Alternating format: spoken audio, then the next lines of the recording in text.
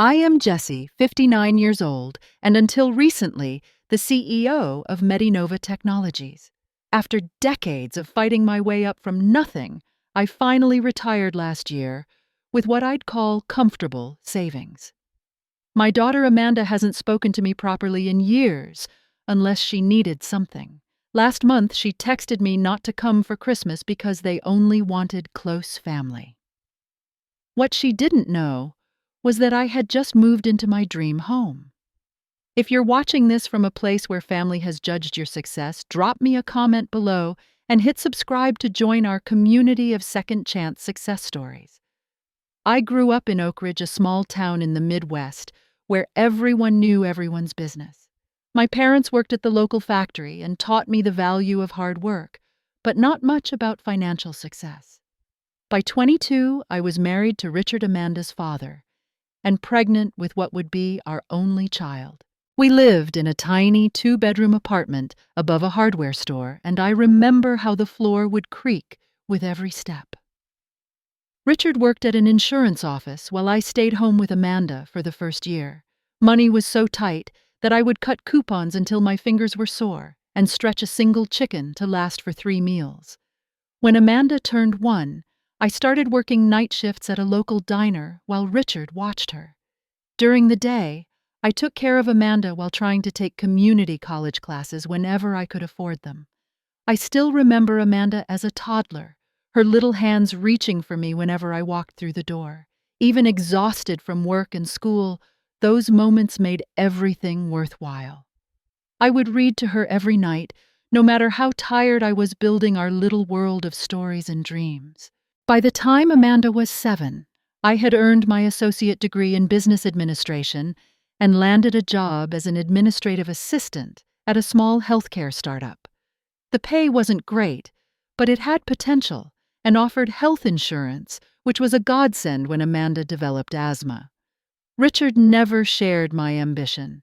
He was content with his job, coming home to watch TV with a beer in hand. Initially, he supported my desire to improve our situation. But as I began advancing in my career, something changed. The more successful I became, the more he drank, the more he criticized my obsession with money. What Richard never understood was that it wasn't about money. It was about security. It was about never having to choose between medicine for Amanda and paying the electric bill, something we had faced during her first asthma attack. When I was promoted to office manager after 3 years, nearly doubling our household income, Richard should have been thrilled. Instead, he accused me of trying to be better than him. The arguments increased always after Amanda was asleep, or so I thought. I later learned she heard everything through the thin apartment walls. By the time Amanda was 15, Richard's drinking had escalated, and our marriage was in shambles. The final straw came when I was offered a regional director position that would require occasional travel, but would set us up for real financial stability. Richard gave me an ultimatum: the job or our marriage. I chose the job not because I didn't love my family, but because I could see no future with a man who wanted to clip my wings. The divorce was ugly.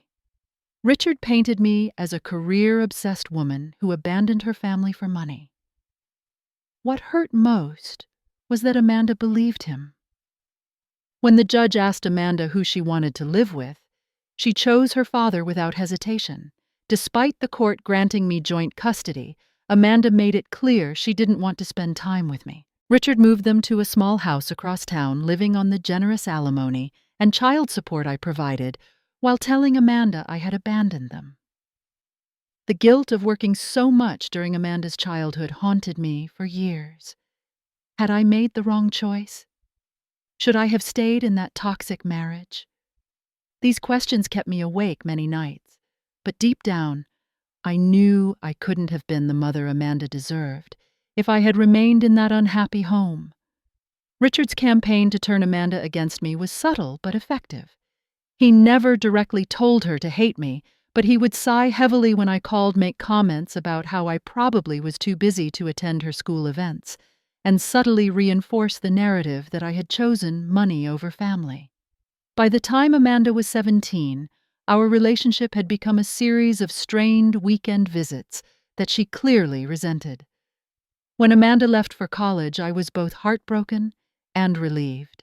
Heartbroken, because our relationship had deteriorated so much, but relieved, because she would finally be away from Richard's influence. I paid for her education in full, hoping it might help rebuild our relationship. During this time, my career at Medinova Technologies took off. I was promoted to Vice President of Operations, which required a move to Boston. The distance from Amanda's college in Michigan made our already fragile relationship even more tenuous. Our communications became irregular holiday cards and occasional phone calls that felt more like obligations than connections. During her sophomore year, Amanda met Tyler Blackwell. From the pictures she shared, he seemed like a nice young man, well-dressed and attentive. When I finally met him during a rare visit to campus, I noticed something concerning beneath his polished exterior. There was a certain entitlement in the way he spoke about his future, as if success was his birthright, rather than something to be earned. Tyler came from the kind of old money that doesn't need to flaunt itself. His parents, Eleanor and William Blackwell, owned a successful investment firm and lived in a sprawling estate in Connecticut. When Amanda started spending holidays with the Blackwells, I tried not to take it personally. After all, I wanted her to be happy, and if Tyler made her happy, I would support their relationship. I'll never forget the first time I met Tyler's parents at a dinner they arranged during Amanda's junior year. Eleanor Blackwell looked me up and down, taking in my department store outfit with barely concealed disdain. "Amanda tells us you work in, what was it, medical sales?" she asked, despite Amanda surely telling her I was an executive. William was marginally more polite, but made several comments about self-made people having refreshingly direct perspectives on business. Throughout the dinner, I felt like an exhibit at a museum, fascinating, but ultimately out of place. Amanda seemed mortified by my presence, correcting my table etiquette with whispered instructions and apologizing for my straightforward way of speaking. It was as if she was ashamed of the very qualities that had allowed me to provide for her all these years. When Amanda and Tyler announced their engagement during her senior year, I was determined to be the supportive mother she needed. I offered to pay for a significant portion of the wedding, which the Blackwells reluctantly accepted. The wedding planning became a battleground of taste and tradition, with Eleanor Blackwell taking charge and relegating me to managing the guest list for my side, which was considerably smaller than the Blackwells' social circle. The wedding itself was beautiful but painful. I sat in the front row, technically the mother of the bride, but feeling like an outsider. Amanda looked stunning, and the joy on her face as she married Tyler should have been enough for me. But when she thanked the Blackwells in her speech for being the parents she needed during these important years, the omission of any acknowledgement of my contributions cut deep. After the wedding, Amanda and Tyler moved to Connecticut, not far from his parents. Tyler joined the family business, and Amanda took a position at a non-profit that Eleanor was involved with. Their life seemed to revolve around the Blackwell family orbit, with weekend brunches at the country club and charity galas filling their social calendar. Meanwhile, my career continued to flourish. I was appointed CEO of Medinova when our revolutionary medical device received FDA approval, sending our company's value soaring. The irony wasn't lost on me as my professional success reached new heights. My personal life remained a study in loneliness. I filled my days with work and my evenings with business dinners and networking events, telling myself it was enough. When Amanda announced her pregnancy, there was a brief golden period of reconnection. Perhaps the prospect of becoming a mother herself softened her toward me. She called, more often asked for advice, and even invited me to her baby shower. I allowed myself to hope that the birth of my grandchild might bridge the gap between us. Jacob was born in the spring, a beautiful, healthy boy with Amanda's eyes. I flew to Connecticut immediately and spent a week helping with the baby. For those precious days, it felt like Amanda and I were rebuilding something important. She was vulnerable and grateful for my experience and support, but as Eleanor Blackwell established herself as the primary grandmother, orchestrating the nursery decor and hiring the perfect nanny, I found myself once again pushed to the periphery. Over the next few years, Amanda had a second child, a girl named Lily. The pattern continued. I was included in family events when convenient, especially when financial contributions were expected, but never fully embraced as part of their family unit. I sent generous gifts, made regular visits, despite my busy schedule, and tried to maintain a relationship with my grandchildren through video calls and letters. The truth was, Amanda had fully adopted the Blackwell family's lifestyle and attitudes. The daughter I had raised to value hard work and independence now seemed to prioritize appearances and social connections above all else. It hurt, but I told myself that as long as she was happy, I could accept our limited relationship. Last October, as the holiday season approached, I found myself unusually excited about Christmas. Medinova had just completed a successful year with our new line of diagnostic equipment, exceeding all sales projections. After years of 70-hour work weeks, I was finally in a position to spend more time nurturing personal relationships, starting with my family. I spent hours searching for the perfect gifts for Jacob and Lily. For 8-year-old Jacob, who loved science, I found a professional-grade microscope and prepared a series of fascinating slides. For 5-year-old Lily, who showed artistic talent, I commissioned a custom art station with materials that would grow with her developing skills. I even found a rare first edition of a book Amanda had loved as a child, hoping it might remind her of happier times between us. I called Amanda in early November to discuss Christmas plans, something I hadn't done in previous years since I usually received a perfunctory invitation just a few weeks before the holiday. She seemed distracted on the phone, but mentioned they would probably do the usual thing at Mom and Dad's place. I noted her reference to the Blackwells as her parents, but chose not to comment. Instead, I asked if I should book a hotel nearby or if they had room for me to stay. "Let me check with Tyler and get back to you," she said, and I thought nothing of it. 3 weeks passed with no word, so I called again, leaving a message about finalizing my travel plans. Another week went by without response. Then on December 1st, the text arrived, "Please don't come for Christmas. We only want close family around. The kids are at an age where they need consistency, and too many people make them anxious. Maybe we can do something in January." I stared at my phone, reading and rereading the message. Close family.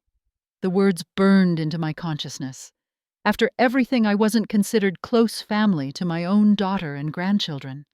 I took a deep breath and typed, "No problem. Have fun."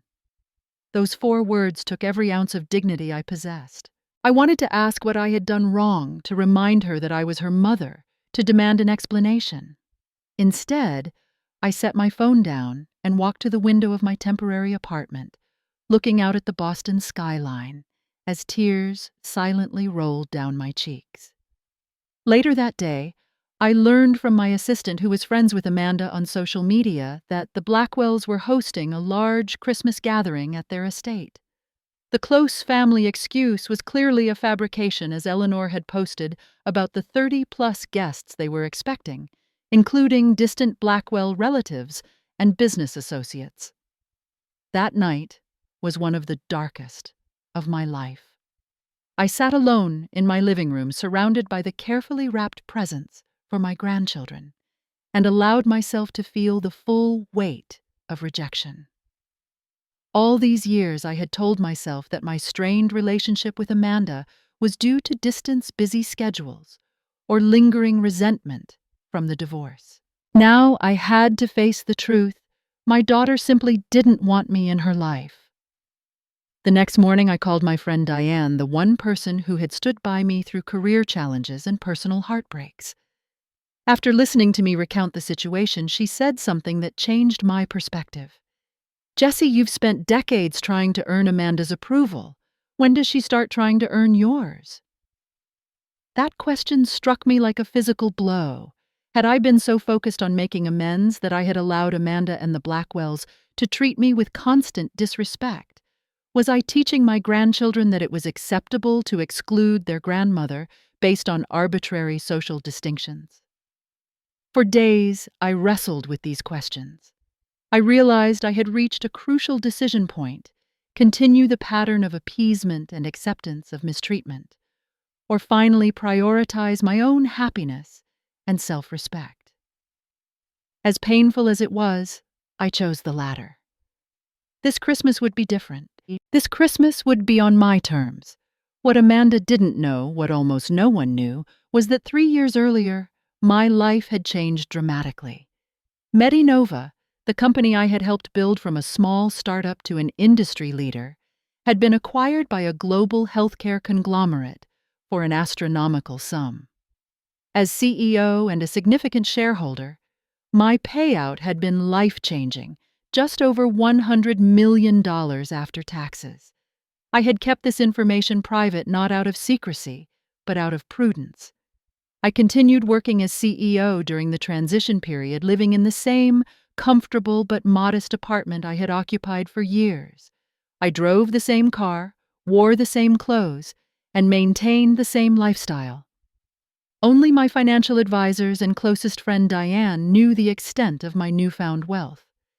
The acquisition deal finalized in June of last year, and I announced my retirement effective in September. At 58, I was ready to start a new chapter. The question was, what did I want that chapter to look like? For months, I engaged in deep soul-searching. Having achieved financial success beyond anything I could have imagined growing up in Oak Ridge, what truly mattered to me now? The answer surprised me with its simplicity. I wanted a home, a real home, that represented not just financial achievement, but emotional sanctuary. I began searching for properties, initially looking at upscale condominiums and tasteful suburban houses. Nothing felt right until my real estate agent, sworn to confidentiality, showed me a listing that wasn't even on the public market. Yet, a waterfront estate on Massachusetts Bay, recently renovated by an international businessman who needed to sell quickly due to an overseas transfer. The moment we drove through the gates, something shifted inside me. The tree-lined driveway opened to reveal a stately main house with warm stone and expansive windows that captured the ocean view. It wasn't ostentatious despite its size. There was an organic quality to the way it nestled into the landscape, as if it had grown there naturally over decades, rather than being imposed upon the land. Walking through the front doors, I felt an immediate sense of homecoming that I hadn't experienced since childhood. The soaring ceilings and open floor plan were impressive, but it was the smaller details that captured my heart. Window seats perfect for reading on rainy days, a kitchen designed for someone who actually cooked, and multiple cozy spaces that invited conversation and connection. The property included a private beach gardens designed to bloom in every season, a pool house that could serve as guest accommodations, and a separate building, perfect for a home office or studio. It was far more than I needed, but for the first time in my life, I allowed myself to want something, simply because it brought me joy, not because it was practical or necessary. The asking price was $25 million, a number so large it seemed almost abstract. After detailed discussions with my financial advisors and a thorough inspection of the property, I made an offer. Within a month, the estate was mine. Moving in was a transformative experience. I hired an interior design team with instructions to create spaces that felt both luxurious and genuinely comfortable.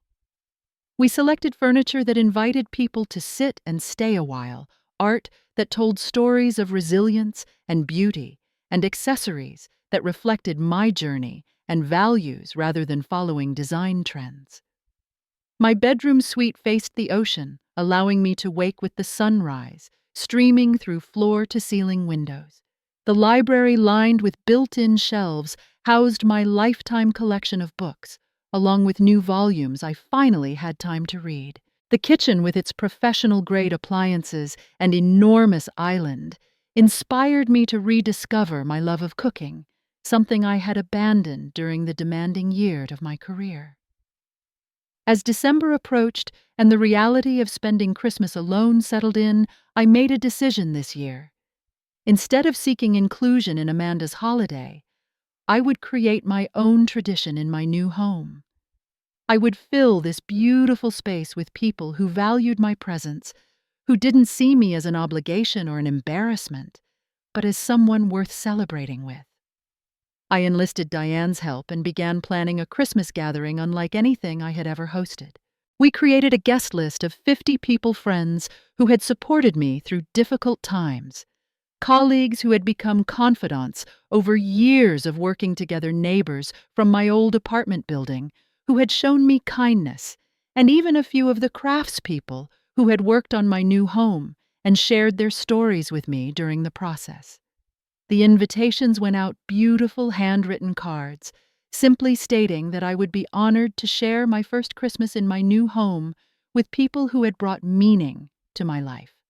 The responses were immediate and enthusiastic, and for the first time in years, I felt genuine excitement about the holiday season.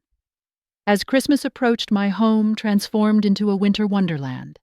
I worked with a local decorator who understood my vision, elegant, but warm, impressive, but inviting. The 30-foot tree in the main hall was adorned with ornaments collected over a lifetime, each with its own story. Garlands of fresh pine and holly draped the staircase, filling the air with their crisp, woodsy scent. The exterior of the house was illuminated with thousands of tiny white lights that reflected on the snow-covered grounds, creating a magical glow visible from the beach below. Inside, fireplaces crackled in every room, and subtle holiday music played throughout the house on the state-of-the-art sound system. I hired Boston's most sought-after caterer, not because I wanted to impress anyone, but because I wanted my guests to experience extraordinary food that would create lasting memories. The menu combined traditional holiday favorites with innovative dishes, accommodating every dietary preference with equal care and creativity.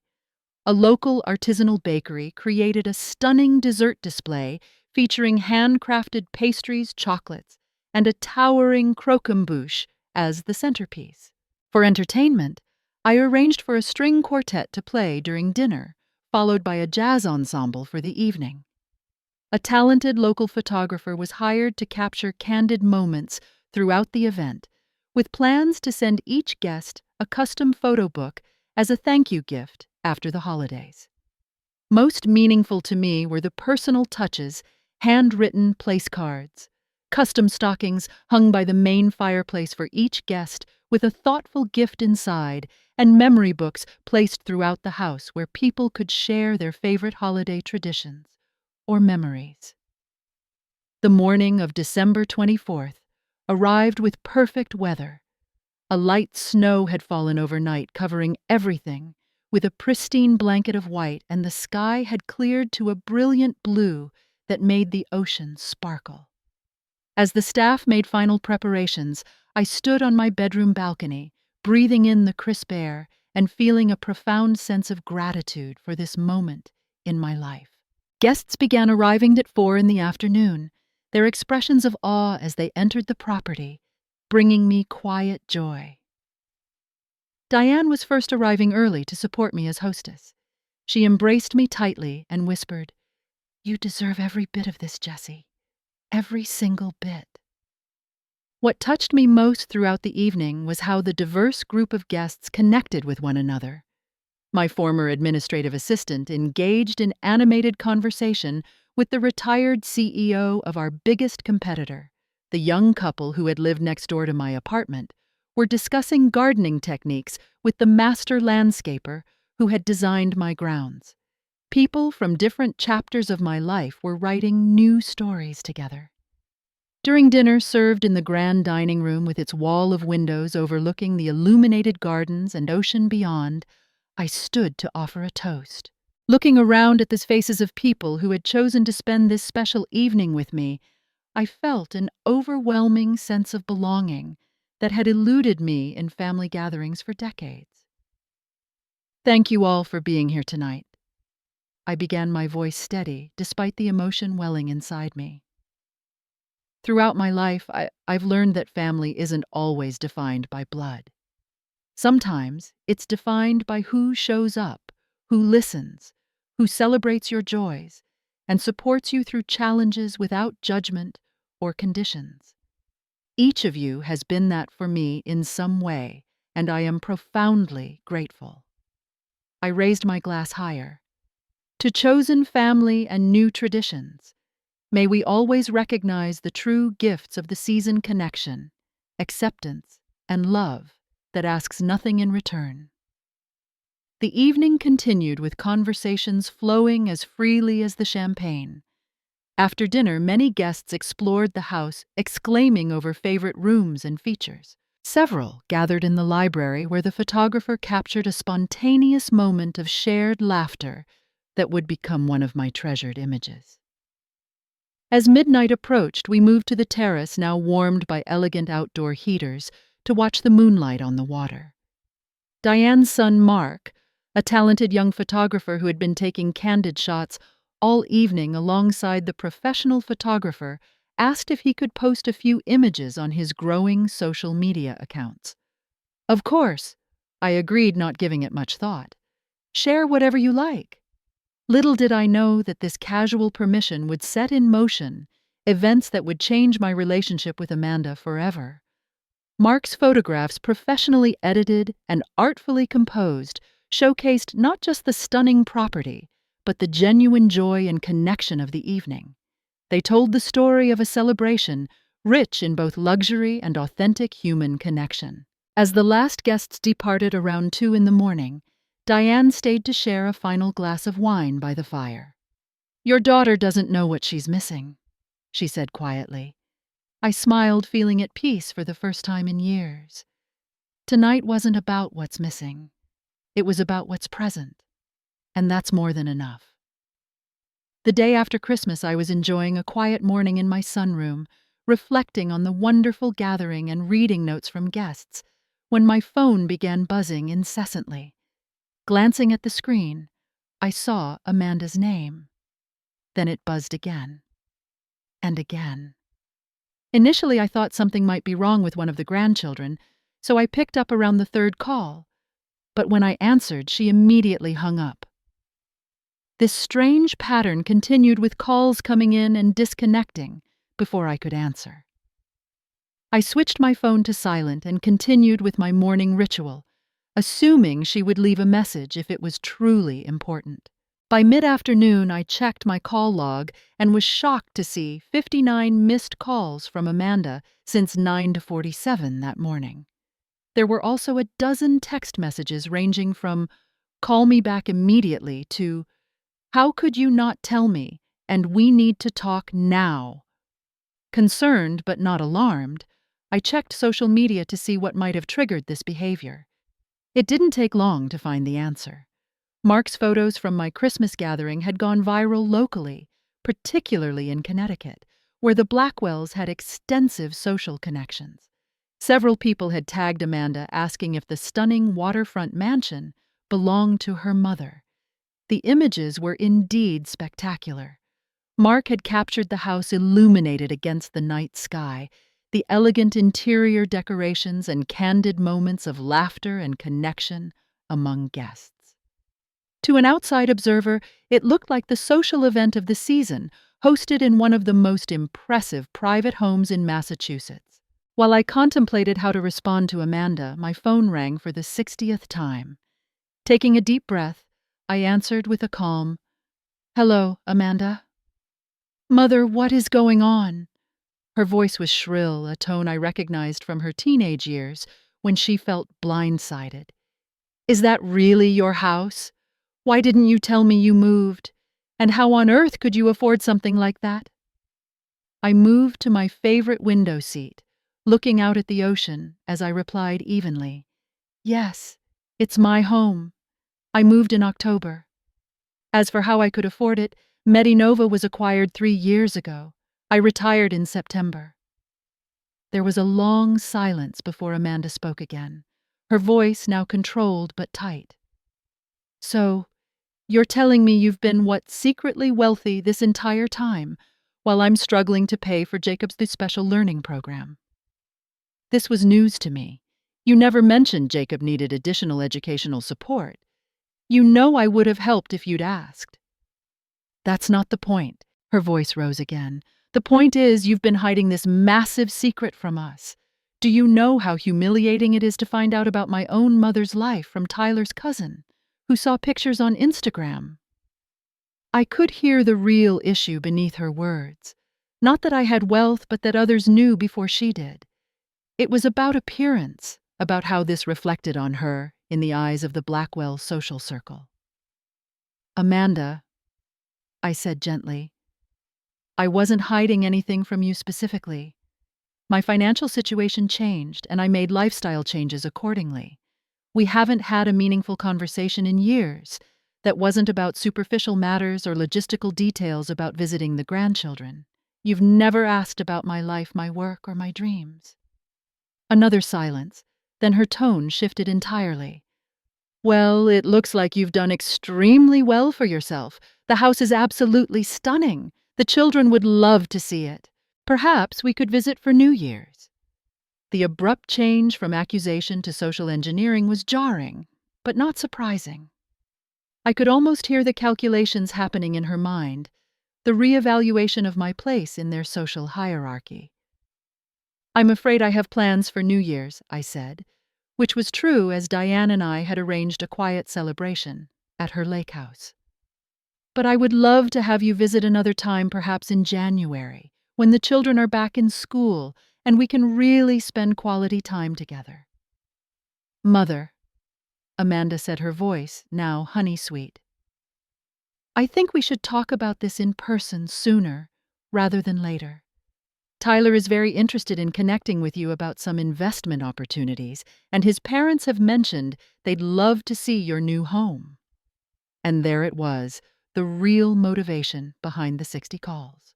Not concern for me, not genuine interest in reconnecting, but the Blackwells' sudden interest in my financial status and social capital. "Amanda," I said firmly, "my home is open to you and my grandchildren any time. But let me be clear. My financial matters are private and not up for discussion with Tyler or his parents. I've worked with the same financial advisors for years and have no interest in changing that arrangement." Her sharp intake of breath told me this boundary was unexpected. "I don't understand why you're being difficult about this. We're family. Families support each other." The irony of her using the family connection now after explicitly excluding me from their Christmas celebration was not lost on me. "Yes, families do support each other," I agreed. "Emotionally, consistently, and unconditionally, not just when there's financial advantage to be gained." The conversation ended with Amanda agreeing to visit with the children the following month, though her tone had cooled considerably after I established my boundaries. As I set down the phone, I felt a curious mixture of sadness and liberation. The truth was finally in the open, and while it hadn't created the instant reconciliation part of me had hoped for, it had cleared away the pretense and created space for an honest relationship moving forward if Amanda was willing to build one. 3 weeks later, Amanda arrived with Tyler and the children for their scheduled visit. The tension was palpable as they drove through the gates, their expressions a mixture of awe and awkwardness as they took in the property for the first time. Jacob and Lily, however, had no such reservations. They tumbled out of the car with excited exclamations, their eyes wide with wonder at the grandeur of their grandmother's home. "Grandma Jessie, do you really live here all by yourself?" Jacob asked, his hand slipping naturally into mine as we walked toward the front door. "I do," I replied, "which means there's plenty of room for visitors. Would you like to see your rooms for the weekend?" Their enthusiasm was infectious as I showed them the connecting suites I had prepared, each thoughtfully designed with their interests in mind. Jacob's room featured a telescope pointed toward the ocean and astronomy charts on the walls, while Lily's had an easel by the window and a collection of art books selected for her age. While the children explored with the housekeeper, I gave Amanda and Tyler a tour of the main house. Tyler couldn't conceal his assessment of everything we saw, mentally calculating values and making thinly veiled comments about investment opportunities. Amanda alternated between obvious envy and attempts to diminish my achievement with remarks like, "It's a bit isolated for my taste," or "I would have chosen different finishes in the kitchen." That evening, after the children were tucked into bed, Amanda requested a private conversation in the library.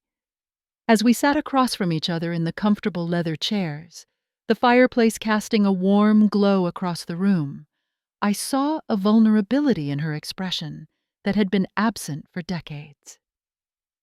"Why didn't you ever tell me about the acquisition?" she asked, her voice softer than it had been on the phone. 3 years is a long time to keep something like that secret. I considered my response carefully.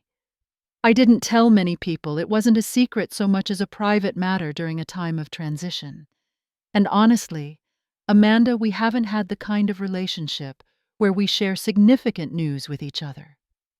She looked down at her hands. "I know things have been strained between us."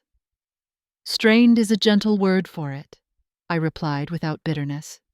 "We've been going through the motions of a mother-daughter relationship without the substance of one." Amanda's defenses rose visibly. "That's not entirely fair. You were always so busy with work when I was growing up, and then after the divorce, I worked hard to provide for us." I acknowledged, perhaps at times at the expense of being present in the way you needed, but I've tried to reach out consistently over the years, Amanda. I've been met with conditions and judgments, particularly since you married into the Blackwell family. She flushed slightly. They have certain expectations about how families should operate. And those expectations didn't include your mother, I stated plainly. I understand that Tyler's family has been influential in your life, but I need you to understand something. I will no longer accept being treated as an afterthought or an embarrassment. The uninvitation from Christmas made that necessity clear to me.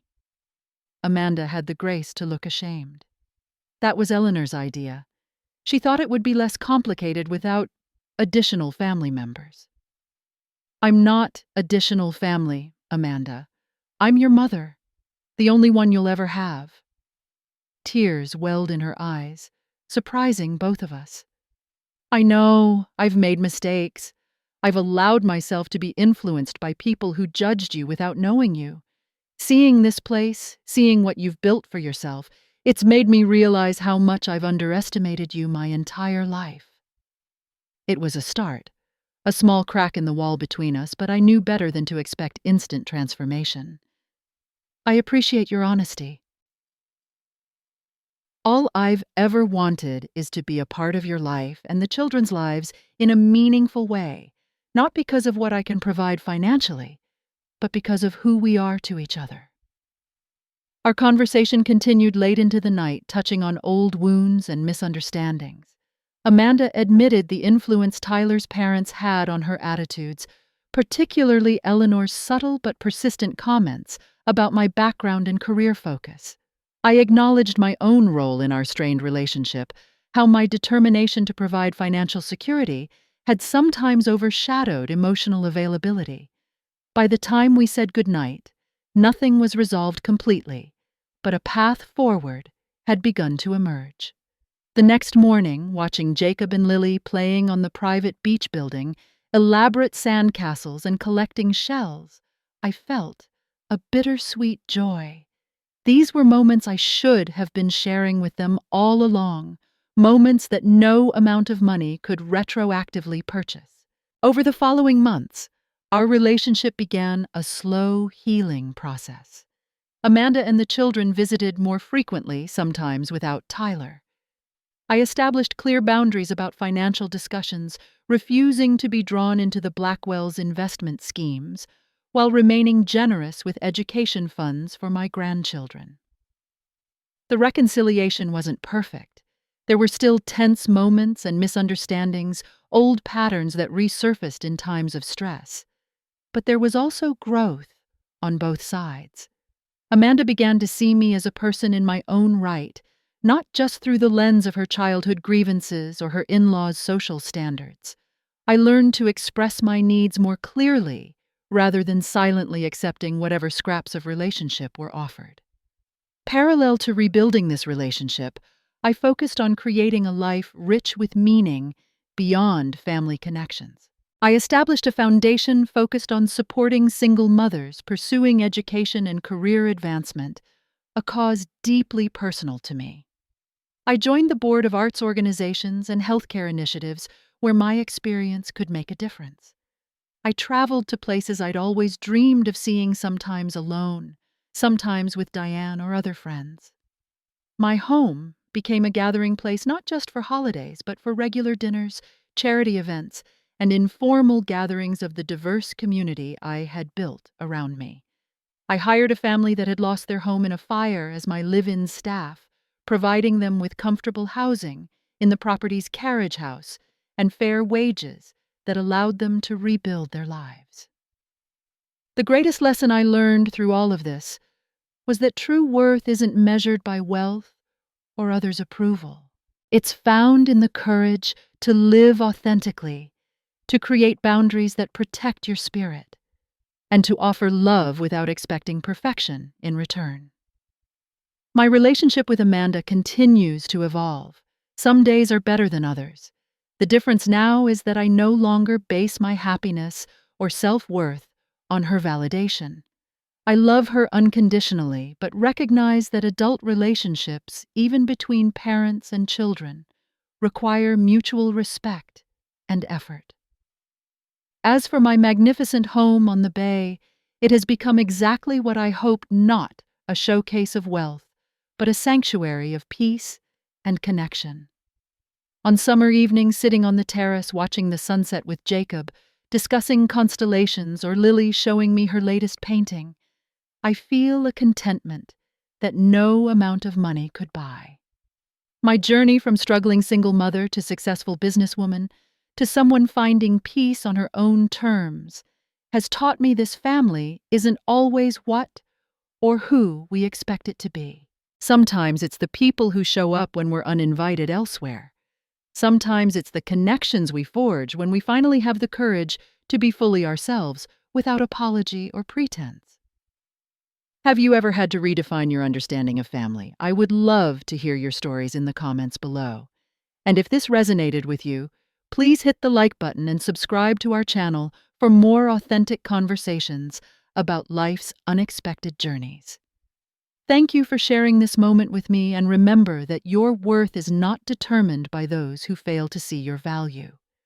Until next time, embrace your own path with courage and grace.